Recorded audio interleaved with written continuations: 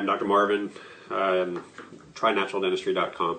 I want to explain a little bit today about dental implants. What it appears as normal or okay is not really normal, especially when dentists are not using three-dimensional x-rays or guided surgery techniques. So I want to show you an example of a tooth or a dental implant that was placed where a dentist, this is a patient that just came in, and a dentist said that everything looks fine, let's go ahead and do a crown and everything like that.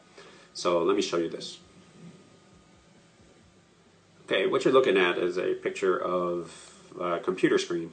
Okay, and this is an implant, so tooth number 29, which is a lower first bicuspid. Patient had done about 3 years ago, done by a dentist, and very inexpensive dentist. They went ahead and did the implant.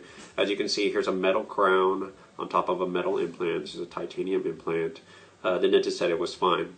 Well, this is a two-dimensional x-ray. This is like a panoramic x-ray, which most dentists use for implants. This is a two-dimensional x-rays. In other words, you can't see it.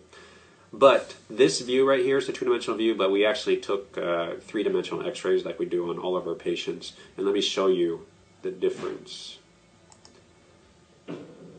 So as I move closer, you can see I'm going to go ahead and double-click on this area right here. And then I will look at it. This vertical yellow line right here, okay, is going to be in a new plane. So I'm going to go ahead and show you what this looks like. Now this is what the implant is, and so from the side view or the cross-sectional view. As you can see, the implant is too much on this and is not really in the bone.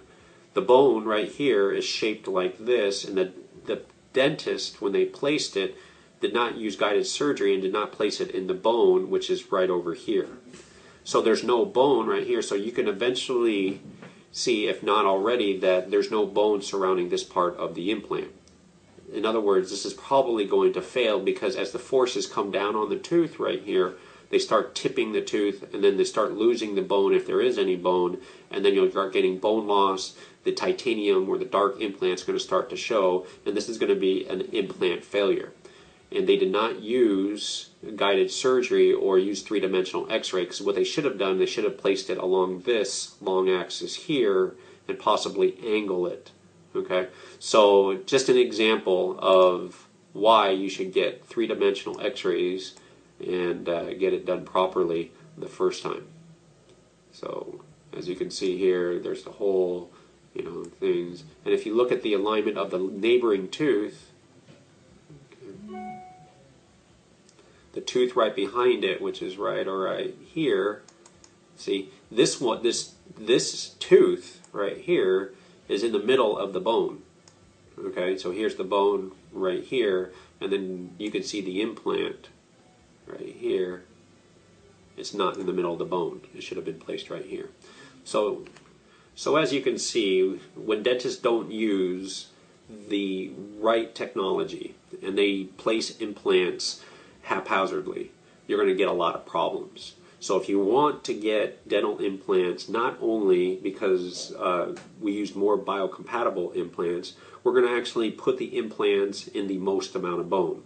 Now we're also going to use the largest implant possible, and we're going to do the longest implant possible, and we test the bone to make sure that the bone is healthy enough to place the implant. So with all of these technologies and all of this planning done up front, it actually makes the surgery a lot easier. It makes the implant stay in longer, and it makes the crown that goes on it a lot more predictable, and in general it should last a very, very long time.